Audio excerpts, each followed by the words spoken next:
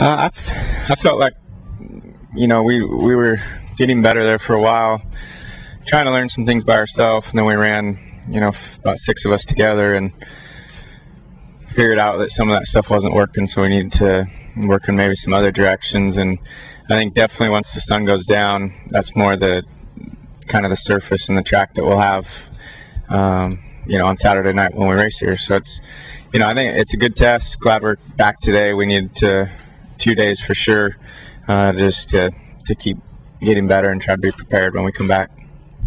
Yeah, it makes a lot of sense to test under the circumstances that we're going to race under, and so it's fortunate that we're able to do that here.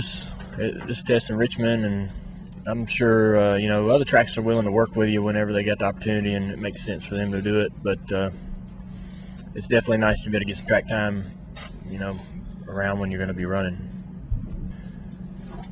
Yeah, the confidence is there, but the stress is there too. You definitely don't like to be in a situation. I don't think anybody wants to be on the bubble or be even worried or concerned about points leading up to Richmond. So we hope to have a couple of good weeks and really put ourselves in a pretty comfortable situation before we even come into Richmond. But I think it's a tough track. I think it's just looking at everybody as a whole. Nobody really comes here and is just great every time. It's not a track that you see one team consistently dominate, and we've had good cars here and brought back the same setup, and it just doesn't work. And so you're never really sure when you show up. You just have to get here and do your best and hope that it's going to be a good car and hope the car is fast off the trailer. But sometimes it's not, and sometimes it makes for a long night here. This place is so slick, and if you're just a little bit off, it's a battle just with yourself in the car all night.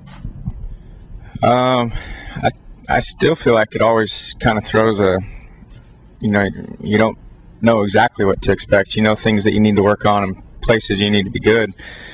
But until you get in the race, until you're with 42 other cars and battling and the track's changing, your car's changing, you really aren't exactly sure what you have. So I think it's always a little bit of a question, and you just try to use as much of the knowledge that we've had from the past to put together the best race that we can and the best car.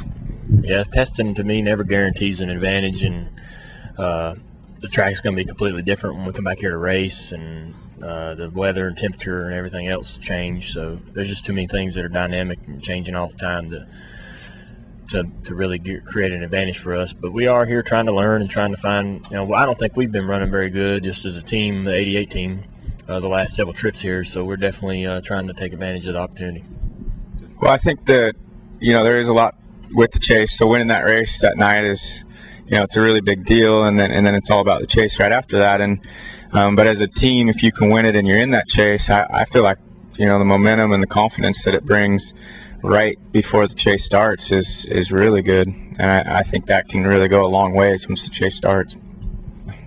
I always remember that, and it was a really cool night, and to get our first win at this track, it was it was pretty racy back then. You could run high and low and kind of move all over, so I really enjoyed it. I thought that was one of the better races that I've ran here, and the track was awesome.